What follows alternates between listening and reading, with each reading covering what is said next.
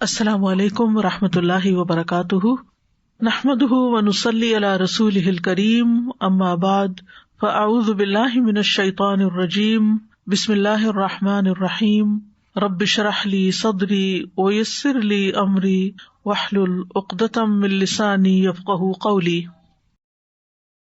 ان کی جان پر تو صحت کے سلسلے میں یہ آیت میں نے اس لیے اختیار کی ہے کہ ہم یہ جانیں کہ ہم جو بیمار ہوتے ہیں، ہمیں کسی قسم کی جو تکلیف آتی ہے، جو ہم پر کوئی مصیبت آتی ہے نفس پر، یعنی چاہے وہ نفسیاتی تکلیف ہو، جو روحانی ہو، کوئی جسمانی ہو، ذہنی ہو، کسی بھی قسم کی کوئی کرب اور بے چینی اور انگزائٹی اور ڈپریشن اور کوئی بھی چیز جو انسان کے اوپر وارد ہوتا ہے، یا کسی چیز کے کھو جانے سے انسان کو جو تکلیف اور پریشانی آتی ہے، یا اپنے کسی پیارے کے اوپر جو دکھ تکلیف آتا ہے اس کی وجہ سے جو تکلیف لاحق ہوتی ہے، یا پھر یہ کہ انسان کہیں سے گر جاتا ہے، یا کوئی چوٹ لگ جاتی ہے، یا پھسل جاتا ہے، یا کسی وبا کا شکار ہو جاتا ہے، یا انسان کے جسم میں کسی قسم کا کوئی اضطراب، حتیٰ کہ کوئی خارش ہوتی ہے، یا پھر کسی طرح کی کوئی چبھن سی ہو جاتی ہے، یا کوئی پین شروع ہو جاتی ہے، کوئی بھی چیز جو ہمارے جسم میں ہوتی ہے یہ اللہ کے علم میں ہوتی ہے اور اللہ کے اذن سے ہوتی ہے، اور اللہ تعالیٰ کی کتاب میں یہ بھی لکھا ہوا ہے کہ کس انسان کو کس وقت کیا لاحق ہوگا، اور پھر اللہ تعالیٰ کو یہ بھی پتا ہے کہ وہ اس وقت کس طرح ریئیکٹ کرے گا، اور یہ جو ریئیکشن ہو جاتا ہے پھر یہ ہمارے اعمال نامے میں لکھ لیا جاتا ہے، اور پھر اس کے مطابق ہمیں جو بھی بدلہ ہوگا وہ دیا جائے گا۔ اور یہ سب کچھ کیوں ہوتا ہے؟ آزمائش کے لیے، امتحان کے لیے کہ انسان کرتا کیا ہے۔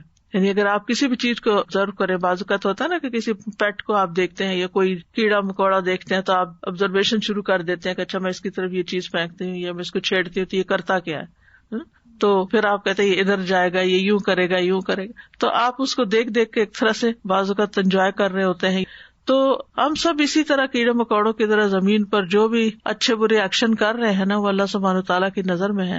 کسی ہمارے ایکشن پہ اللہ تعالیٰ خوش ہوتے ہیں اور کسی ہمارے ایکشن پہ اللہ تعالیٰ ناراض ہوتے ہیں، لیکن بہرحال وہ سب کچھ اس کے علم میں کچھ بھی چھپا ہوا نہیں۔ اور پھر اللہ تعالیٰ نے ہمارے اوپر فرشتے بھی مقرر کر رکھے ہیں، وَإِن كُلُّ نَفْسٍ لَمَّا عَلَيْهَا حَافِظٌ، کوئی جان ایسی نہیں جس پر ایک نگران نہیں کھڑا، وہ دیکھ رہا ہے کہ یہ کرتا کیا ہے انسان، اور پھر کرامن کاتبین لکھے چلے جا رہے ہیں اچھا برا جو بھی ہم کرتے ہیں۔ تو یہاں پر فرمایا الا فی کتاب من قبل ان نبرأها، وہ ایک کتاب میں لکھا ہوا ہے اس سے پہلے کہ ہم اس کو پیدا کریں۔ ہاں کا مطلب مصیبت ہے، یعنی نبرأها اس تکلیف کو پیدا کریں۔ اور ایک قول یہ ہے کہ یہ زمین کی طرف جا رہی ہے بات، یا نفس کی طرف، کہ زمین کو پیدا کرنے سے پہلے یا اس انسانی جان کو پیدا کرنے سے پہلے۔ یعنی قرآن مجید کی یہ بلاغت ہے اور ایک خوبصورتی ہے کہ اس کے اندر اتنی وسعت آ جاتی ہے، ایک ہی ضمیر ہے اور اس میں انسان کی سوچ کی جہت کھلتی ہے کہ ہا کی ضمیر نفس کی طرف لوٹ رہی ہے، ہا کی ضمیر ارض، یہ سب مؤنث ہے، اور ہا کی ضمیر مصیبت کی طرف جا رہی ہے، یعنی اس سے پہلے کہ مصیبت آئے، اس سے پہلے کہ زمین پیدا ہو، اس سے پہلے کہ انسان پیدا ہو، یہ سب کچھ لکھا ہوا ہے۔ یعنی خیر و شر سب کچھ لوح محفوظ میں محفوظ ہے، اور یہ تقدیر جو ہے یہ اللہ کا ازلی علم ہے، اور اللہ تعالیٰ نے ہر چیز کا علم کے اعتبار سے احاطہ کر رکھا ہے، کوئی چیز بھی اللہ کے علم سے باہر نہیں۔ وَأَنَّ اللَّهَ قَدْ أَحَاطَ بِكُلِّ شَيْءٍ عِلْمًا۔ اب آپ جب بیمار ہوتے ہیں، پریشان ہوتے ہیں، تو آپ اللہ تعالیٰ سے اپنی حالت کا واسطہ دے کے بھی دعا کر سکتے ہیں کہ یا اللہ تجھے تو پہلے سے ہی پتا ہے کہ میرے اوپر کیا آنا ہے، اور تجھے تو پہلے سے ہی پتا ہے کہ میں کتنی کمزور ہوں، اور تو میرے حال کو جانتا ہے، اور تو میری تکلیف کو جانتا ہے، تو مجھ پہ رحم فرما۔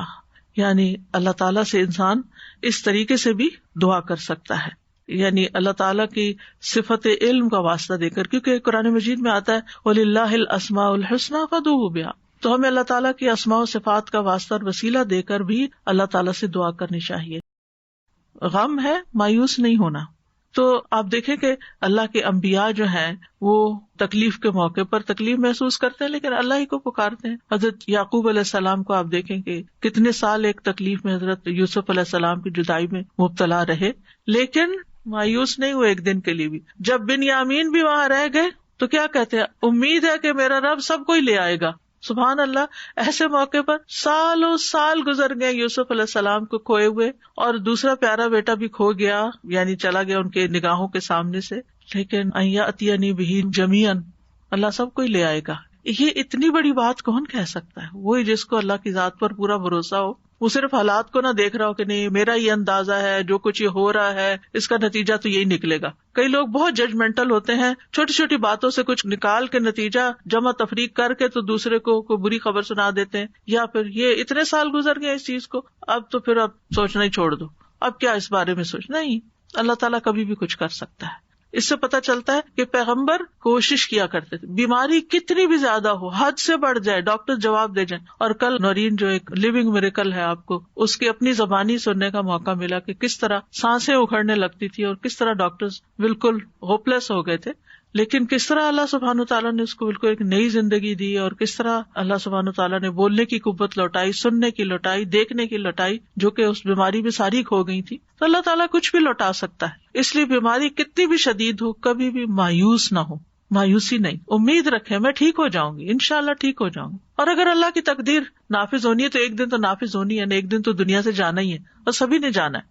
کل ہمارے گروپ میں کسی نے پوسٹ کیا، انہوں نے کہا اللہ سبحانہ و تعالیٰ نے میرے پہ بہت رحم کر دیا ہے، میں بہت نعمت والی ہوں، اور اللہ تعالیٰ نے اتنے سالوں میں اچانک ایک رات میں میری مشکل حل کر دی. تو میں نے ان کو پرائیویٹ میسج کیا، میں نے کہا آپ اپنا واقعہ سنا دیں، بڑا ایمان بوسٹ ہوتا ہے لوگ. تو کہنے لگی کہ 2005 ان سب چیزوں میں UAE میں ہم رہتے ہیں، اور میرے ہسبینڈ کو اتنی لاس ہوئی، اور ہم پھر کوشش کرتے تھے کہ ہم کھڑے ہو جائیں اور وہ پچھلے مسئلے حل کرتے ہیں، لیکن وہ پائل اپ ہوتے گئے مسئلے، اور ہم ہر وقت ٹینشن میں رہتے تھے. اور کل کیسے ہوا کہ وہ پکڑ کے لے گئے پولیس آ کے، اور بچے اور میں اکیلے تھے گھر میں، اور ہمارا کوئی بھی نہیں تھا. تو ہم نے تکبیریں پڑھنی شروع کر دی، روتے جائیں، اور ہم کہے اللہ اکبر کبیرہ والحمدللہ کثیرہ وسبحان اللہ بکرۃ واسیلہ، اور ہم کہے اللہ تو سب کچھ کر سکتا ہے، ہم کچھ نہیں کر سکتے. ہم یہ کہتی ہیں رات کے وقت UAE میں کوئی کام نہیں ہوتا، کوئی جیل سے آزاد نہیں ہو سکتا. کہتی کوئی آدمی آیا ہے، انہوں نے میرے ہسبینڈ سے جیل میں بات کی ہے، کہا ہے آپ حق پر ہو، آپ باہر نکلو. پولیس والوں سے کہا ہے کہ اس کو باہر نکالو، ان کا کلیئرنس سب کچھ کر کے وہ اسی وقت گھر آ گئے. اور یہ کہتی ہیں کہ ہم سوچے تھے کہ پتہ نہیں اب میں اپنے ہسبینڈ کو دیکھ بھی سکوں گی کہ نہیں، اور ہم اس سوچ میں تھے، اور اللہ سبحانہ وتعالیٰ نے وہ تکبیریں جو ہم نے کہی اور تسبیح کی کہ اللہ بڑا ہے نا، اس یقین کے ساتھ کہ ٹھیک ہے قانون ہے، سسٹم ہے، نظام ہے، جیل ہے، پولیس ہے، سب کچھ ہے، لیکن اللہ سب چیزوں سے بڑا ہے نا، اس یقین کے ساتھ کہ اللہ ہی سب سے بڑا ہے. تو اللہ سبحانہ تعالیٰ کو اگر انسان بڑا سمجھ کر اس کے آگے جھکتا ہے تو اللہ تعالیٰ ضرور سنتا ہے. تو بہرحال یہ بات یاد رکھنی چاہیے کہ جو کچھ دنیا میں ہوتا ہے ہر چیز تقدیر کے ساتھ ہے، اور کوئی چیز تقدیر سے سبقت نہیں کر سکتی. نبی صلی اللہ علیہ وسلم نے فرمایا اگر تقدیر سے کوئی چیز سبقت کر سکتی تو وہ نظر ہے، نظر لگنا. ہماری عمر، رزق، عمل سب کچھ تقدیر سے ہے. آزمائش کا آنا بھی تقدیر سے ہے. حسن بصری کہتے ہیں بے شک اللہ تعالیٰ نے مخلوقات کو پیدا کیا تو ان کے ساتھ ہی ان کی تقدیر کو بھی بنایا. ان کی عمروں کو تقدیر کے مطابق تقسیم کیا، ان کے رزق کو تقدیر کے مطابق تقسیم کیا، اور آزمائش اور صحت اور تندرستی کو بھی تقدیر کے مطابق تقسیم کیا. بیماری بھی تقدیر سے ہے، یعنی ہم سب کو یہ یاد رکھنا چاہیے کہ اگر کوئی بیماری آئی ہے تو یہ میرے مقدر میں لکھی ہوئی تھی. اسی طرح کسی کا عقل مند ہونا اور بے وقوف ہونا یہ بھی تقدیر کا حصہ ہوتا ہے. رسول اللہ صلی اللہ علیہ وسلم نے فرمایا ہر چیز تقدیر سے وابستہ ہے، یہاں تک کہ فہم و فراست اور بے بسی بھی. پھر موت کا وقت اور جگہ. نبی صلی اللہ علیہ وسلم نے فرمایا جب تم میں سے کسی کی موت کسی زمین پر مقرر ہوتی ہے تو اسے وہاں جانے کی حاجت پڑ جاتی ہے. جب وہ اپنے اینڈ مقام پہ پہنچتا ہے تو اللہ تعالیٰ اس کی روح قبض کر لیتا ہے، اس سے آگے نہیں جا سکتا. کتنی لوگ پلین میں فوت ہو جاتے ہیں، اچھے بھلے صحت مند سوار ہوتے ہیں لیکن اتر نہیں سکتے، ان کی موت وہاں لکھی ہوتی ہے. اور قیامت کے دن وہ زمین کہے گی اے مالک یہ تیری امانت حاضر ہے. پھر اسی طرح یہ ہے کہ احتیاط کرنا توکل کے منافی نہیں. اس کا یہ مطلب نہیں تقدیر میں جو ہوگا نہیں ہمیں کوشش نہیں کرنی چاہیے، کوشش بھی کرنی چاہیے اور احتیاط بھی کرنی چاہیے. مترف کہتے ہیں کسی کو ایسا نہیں کرنا چاہیے کہ وہ اونچے پہاڑ پر چڑھ کے خود کو نیچے گرائے اور کہے میری تقدیر میں یہ لکھا تھا. کہ بہت سے لوگ خودکشی کو کہتے ہیں جب تقدیر میں خودکشی لکھی تھی تو اس نے کر لی، اب اس پہ کیا الزام. تو یہ نہیں ہے. اللہ نے انسان کو جو اختیار بھی دیا ہے، تقدیر کا مطلب تو اندازہ کرنا. اللہ کو پہلے سے ہی پتا تھا، اللہ کا اندازہ تھا اور درست اندازہ تھا کہ یہ شخص اس کو یہ اور یہ مشکل آئے گی اور یہ اس کا حل ہے وہ خودکشی میں ڈھونڈے گا. یہ اللہ کو پہلے سے پتا تھا. تو اللہ تعالیٰ کو بلیم نہیں کیا جا سکتا کہ اللہ نے اس کے اوپر زبردستی لکھ دیا کہ نہیں تم ضرور خودکشی کرو. یہ اللہ کا علم ہے. تقدیر کیا ہے؟ اللہ کا علم ہے کہ اللہ کو پہلے سے ہی پتا ہے کہ لوگ کس طرح بہیو کریں گے. جو چیزیں ان کو دی گئی ہیں، جو وسائل ان کو دیے گئے ہیں، جو زندگی ان کو دی گئی ہے، وہ اس کے ساتھ کیا کریں گے. تو انسان کو احتیاط کرنی چاہیے، کوشش کرنی چاہیے، بچاؤ اختیار کرنا چاہیے، دعا کرنی چاہیے، لیکن اگر کوئی تکلیف آ جائے تو یہی سوچنا چاہیے کہ یہ میری قسمت میں تھی، مجھے ملنی ہی تھی. اور مومن کا رویہ کیا ہوتا ہے جب کوئی تکلیف آ جاتی ہے تو وہ سوچتا ہے کہ اللہ کا اذن تھا، اس میں کوئی حکمت ہے، اور وہ اس بات کو نہیں بھولتا کہ قل لن یصیبنا الا ما کتب اللہ لنا هو مولانا وعلی اللہ فلیتوکل المؤمنون. آپ ان سے کہیے ہمیں اگر کوئی مصیبت آئے گی تو وہی آئے گی جو اللہ نے ہمارے مقدر میں لکھ رکھی ہے، وہی ہمارا سرپرست ہے، اور مومنوں کو اللہ پہ توکل کرنا چاہیے. توکل اسباب کے منافی نہیں، یا اسباب توکل کے منافی نہیں. یعنی اگر آپ توکل کرتے ہیں تو اس کا مطلب یہ نہیں کہ آپ اسباب اختیار نہ کریں، ٹھیک ہے. اور اگر آپ اسباب اختیار کرتے ہیں تو اس کا یہ مطلب نہیں کہ آپ توکل نہ کریں اور اسباب پہ بھروسہ کر بیٹھیں کہ میرے پاس سب کچھ ہے، میں کر لوں گی. نہیں، اللہ کے اذن سے ہی ہوگا. میرا بھروسہ اللہ پہ، اللہ مجھ سے کروائے گا، میں کوشش کروں گی، کروائے گا اللہ. دوسری بات یہ، بیماری آ جائے، تکلیف آ جائے تو اللہ ہی کو پکاریں، فوراً دعا مانگیں، اس کی طرف رجوع کریں. امن یجیب المضطر اذا دعاہ ویکشف السوء، بھلا کون ہے جو لاچار کی فریاد رسی کرتا ہے جب وہ اسے پکارتا ہے اور اس کی تکلیف کو دور کرتا ہے. پھر اسی طرح سورۃ الانعام میں آتا ہے وَإِن يَمْسَسْكَ اللَّهُ بِضُرٍّ فَلَا كَاشِفَ لَهُ إِلَّا هُوَ وَإِن يَمْسَسْكَ بِخَيْرٍ فَهُوَ عَلَى كُلِّ شَيْءٍ قَدِيرٌ. اور اگر اللہ تمہیں کوئی نقصان پہنچائے تو اس کے سوا اسے کوئی دور کرنے والا نہیں، تو پھر اس سے دعا کرنی چاہیے نا کہ وہ اسے دور کر دے. اور اگر وہ تمہیں کوئی خیر پہنچائے تو ہر چیز پہ خوب قدرت رکھنے والا نہیں، وہ کر سکتا ہے، لہٰذا پھر اسی کی طرف جائیں، اسی سے مانگیں اور زیادہ مانگیں. پھر اسی طرح یہ ہے کہ انسان کو دعاؤں کی کثرت کر دینی چاہیے. وَإِذَا سَأَلَكَ عِبَادِي عَنِّي فَإِنِّي قَرِيبٌ إِنَّ رَبِّي قَرِيبٌ مُجِيبٌ. اور پھر پورا بھروسہ اللہ پہ ہونا چاہیے، کسی ڈاکٹر پر، کسی انسان پر نہیں کہ یہ کر دے گا میرے لیے، کہ ان انسانوں کی کوشش بھی اللہ کے اذن سے ہی کامیاب ہوتی ہے. انسانوں کو عقل کس نے دی؟ جس عقل کے ساتھ وہ دوائیں استعمال کرتے، وہ جو دوا بنی ہے وہ کس نے پیدا کیا؟ وہ سارا سبسٹینس جو تھا سب کچھ اللہ کی طرف سے ہے. تو اللہ ہی کو کافی سمجھے، اور پھر اللہ ہی طبیب ہے. پھر یہ کہ حالات بہتر ہونے کے لیے انتظار کریں صبر کے ساتھ. آپ دیکھیں تکلیف آتے ہوئے پتہ نہیں چلتا، اچانک ہی گلا پکڑا جاتا ہے، اچانک ہی کہیں چوٹ لگ جاتی ہے، لیکن جاتے جانے میں ٹائم لگتا ہے. ہر بیماری کے جانے میں یعنی میریکلز اب ہوتے ہیں، لیکن ہر یعنی جو اسباب کے تحت جو چیزیں ہو رہی ہوتی ہیں ان کا اپنا ایک وقت مقرر ہوتا ہے. کیونکہ ان کل شیء خلقناہ بقدر ان اللہ بالغ امرہ قد جعل اللہ لکل شیء قدرا. اللہ اپنا کام پورا کر کے رہتا ہے، بس یہ ہے کہ اللہ نے ہر چیز کا ایک اندازہ مقرر کر رکھا کہ کون سا کام کب ہوگا. پھر یہ کہ مومن تکلیف آنے پر، بیماری آنے پر مایوس نہیں ہوتا، مایوسی نہیں، کیونکہ اس کا رب رحیم ہے، ارحم الراحمین ہے. کتب علی نفسہ الرحمہ، اللہ نے اپنے آپ پر رحمت کرنا لازم کر لیا ہے. پھر اگر بیماری طویل بھی ہو جائے تو گھبرانا نہیں، کیونکہ انسان کے گناہ جھڑتے رہتے ہیں اور اس کے درجات بلند ہوتے رہتے ہیں. رسول اللہ صلی اللہ علیہ وسلم نے فرمایا، اللہ تعالیٰ فرماتے ہیں جب میں اپنے مومن بندے کو آزماتا ہوں اور وہ تیمارداری کرنے والوں کے سامنے میرا شکوہ نہیں کرتا تو میں اس کو اپنی قید سے آزاد کر دیتا ہوں، یعنی جلد شفا دے دیتا ہوں. اچھا، ایک نفسیاتی پہلو بھی ہے اس کا. آپ جتنا زیادہ بیماری کا تذکرہ کرتے ہیں اور ہر آنے والے کے سامنے بار بار بیماری تو وہ چیز آپ کے اندر ایک راسخ سی ہو جاتی ہے، ایک نفسیاتی اثر بھی ہوتا ہے اور چیزیں ویسے ہی پھر ہونے بھی لگتی ہیں. لہٰذا ڈاکٹر کے سوا کسی کو اپنی بیماری کی لمبی چوڑی تفصیلات نہ بتایا کریں. یعنی کچھ لوگ تو اتنی منظر کشی کرتے ہیں کہ دوسروں کو بیزار بھی کر دیتے. دوسرے کیا کریں گے اتنی باتیں سن کے؟ آپ اچھی باتیں کریں، دل خوش کریں. ہاں، اگر ڈاکٹر پوچھتا ہے تو آپ اس کو ضرور ڈیٹیل سے بتائیں کہ اس کو آپ کی بیماری سمجھ آئے اور وہ آپ کو صحیح دوا تجویز کر سکے. لیکن ہر ایک کے سامنے پٹاری کھول کے نہیں بیٹھ جائیں کہ ایسے بھی ہوتا ہے اور ایسے بھی ہوتا ہے. اچھا، پھر اس کا نتیجہ کیا ہوتا ہے؟ ہر کوئی دل پسند مشورے دیتا ہے اور پھر طرح طرح کی آپ کو مفت دوائیں بتاتا ہے کہ یہ بھی کر لو، وہ بھی کر لو، فلاں چیز کر لو، فلاں چیز کر لو. اچھا، اس کا نقصان کیا ہوتا ہے کہ بیک وقت ساری برمار کر دیتے ہیں ہم اور پھر نہ کہیں کبھی نہیں رہتے. تو اس لیے صرف سمجھدار شخص کے سامنے، کسی عقل مند انسان کے سامنے، کسی تجربہ کار شخص کے سامنے، کسی ڈاکٹر کے سامنے بات کرنی چاہیے جس سے آپ کو توقع ہو کہ یہ میری کچھ رہنمائی کر سکتا ہے. شفا اللہ کے ہاتھ میں، شفا اس نے نہیں دینی مجھے، لیکن یہ رہنمائی کرے گا.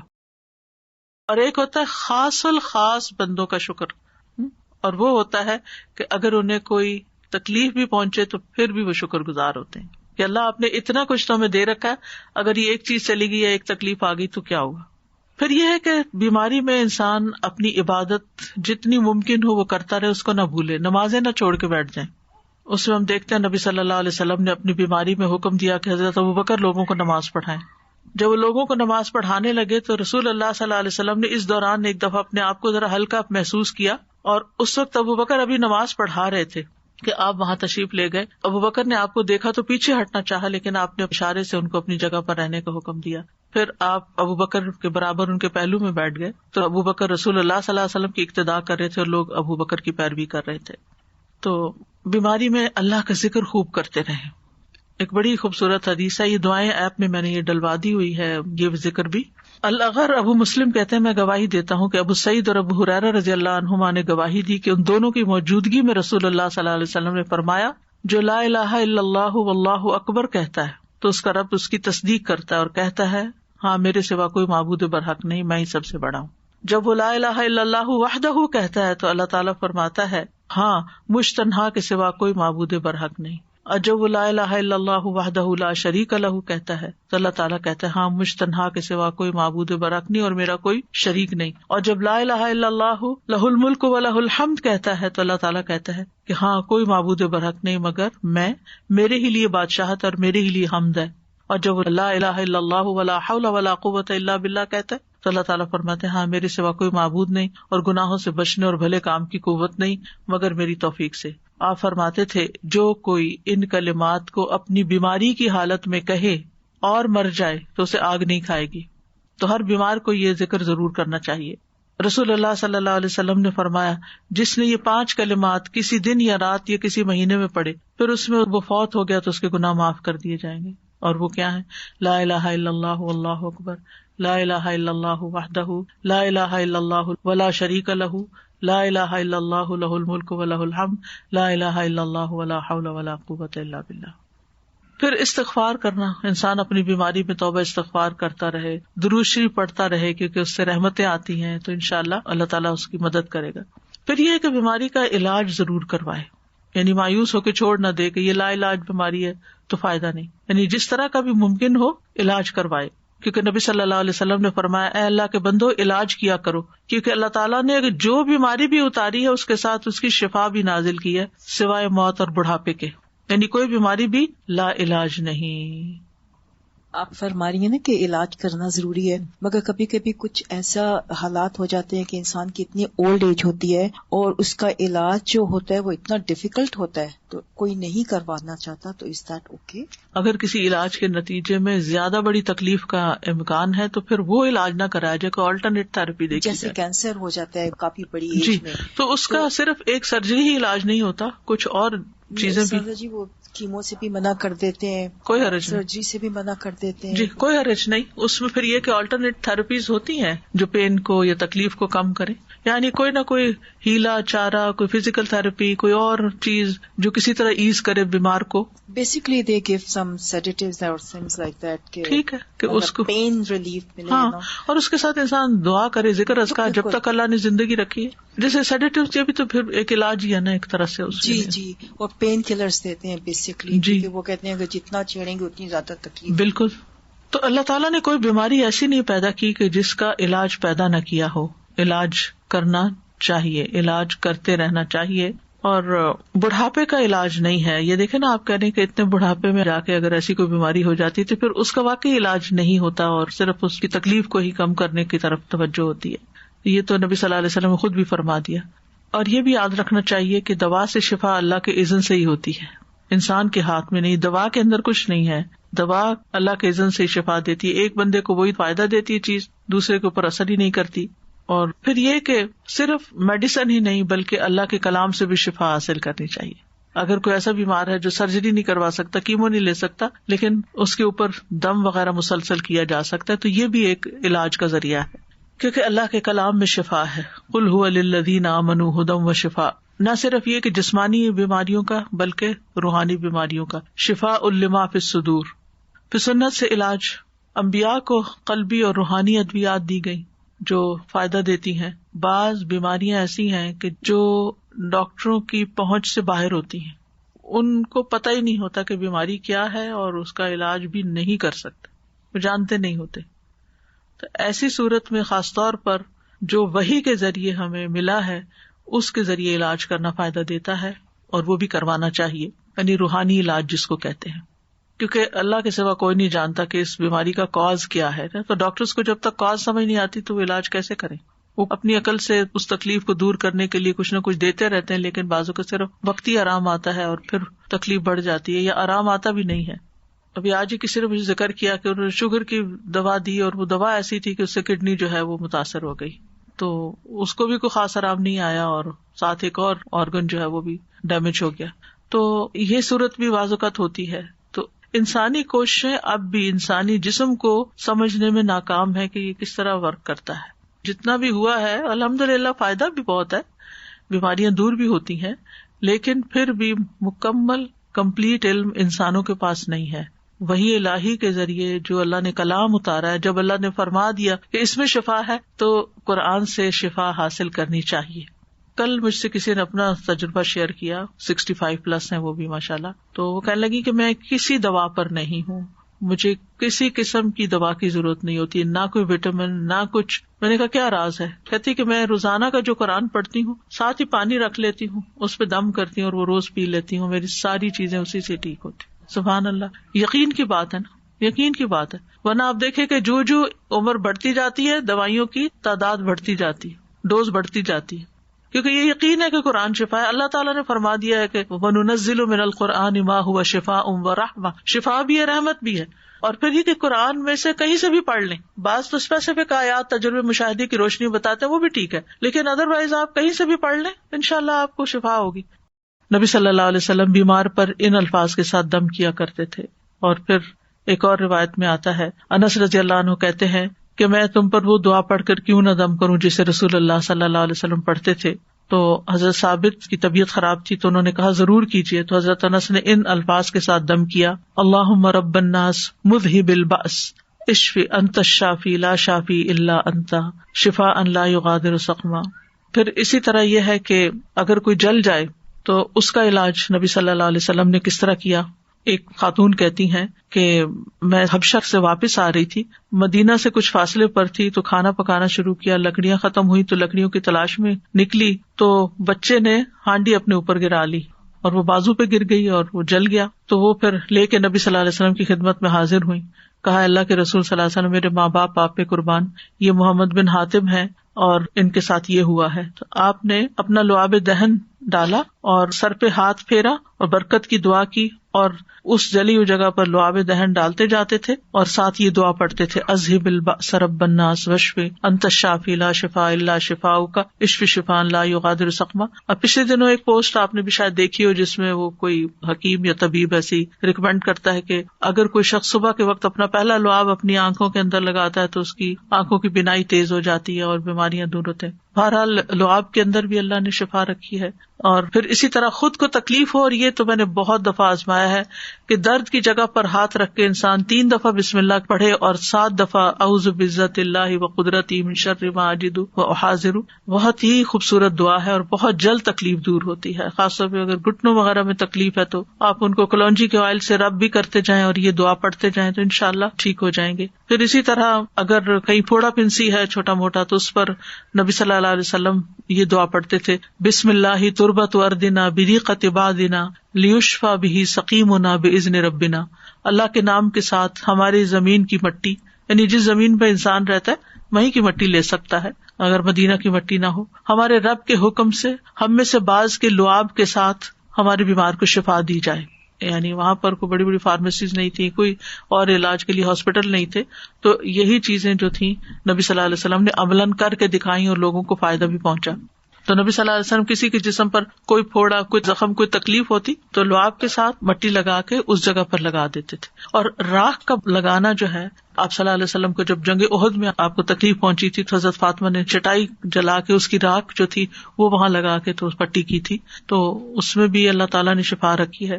اور پھر اسی طرح تکلیف اور پریشانی کے وقت کی جو عام دعائیں ہیں وہ بھی پڑھنی چاہیے. یا حیّ یا قیوم برحمتک استغیث اللہ اللہ ربی لا اشرک بہ شیئا پھر اسی طرح لا الہ الا انت سبحانک انی کنت من الظالمین.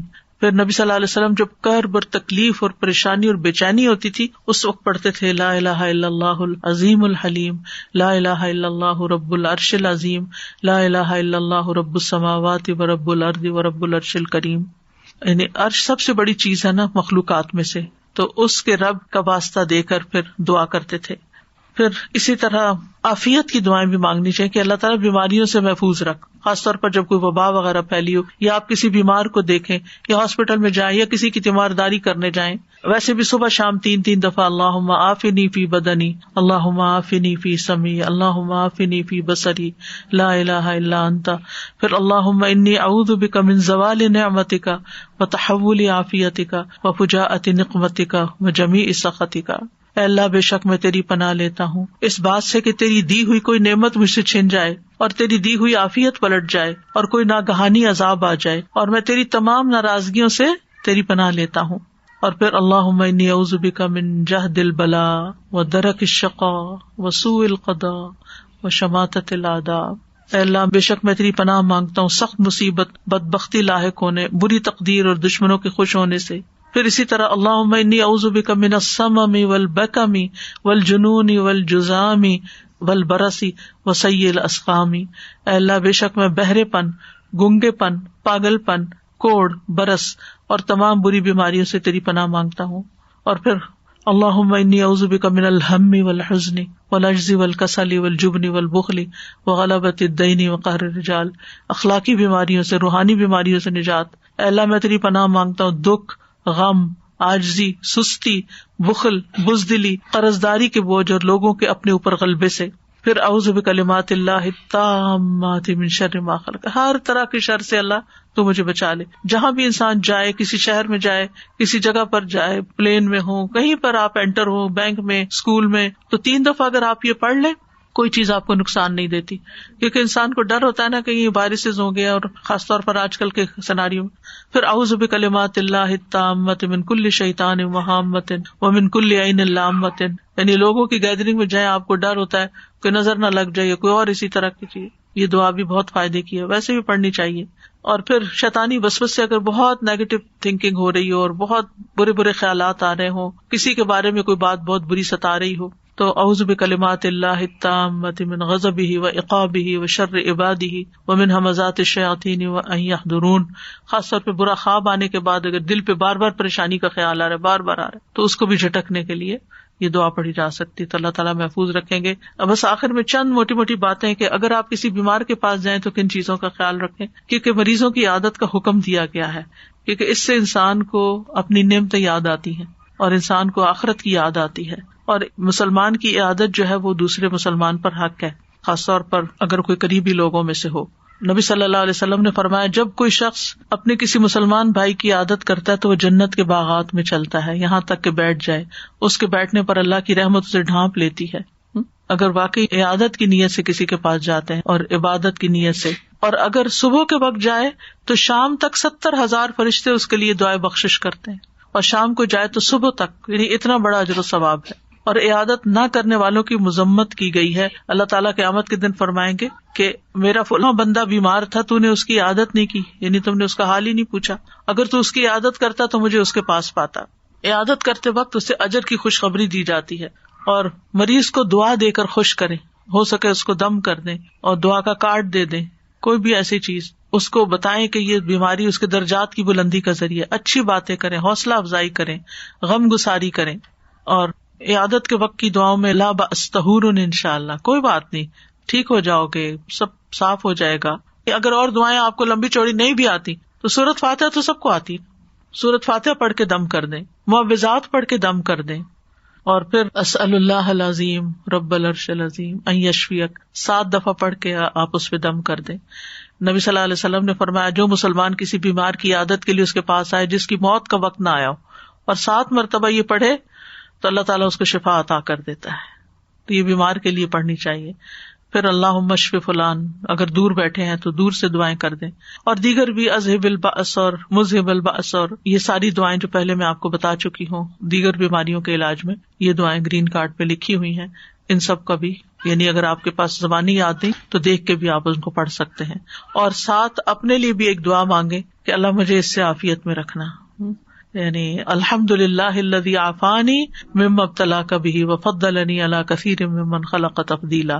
تو حدیث میں آتا ہے کہ جو یہ پڑھے گا اس مصیبت سے محفوظ رہے گا جس میں دوسرا مبتلا ہے. تو اللہ تعالیٰ ہمیں بیماریوں میں اور ساری تکلیفوں میں درست رویہ اختیار کرنے کی توفیق دے، اور سنت کے مطابق علاج بھی اور بہیو کرنے کی توفیق دے جس سے اللہ تعالیٰ راضی ہو جائے. یہ ایک بھاری امتحان ہے، اس امتحان کو پاس کرنا ضروری ہے، اور پاس کرنے پر بہت بڑے درجات ہیں، اور اگر انسان اس پر ناکام ہو جاتا ہے تو دنیا میں بھی تکلیف اور آخرت کی بھی تکلیف.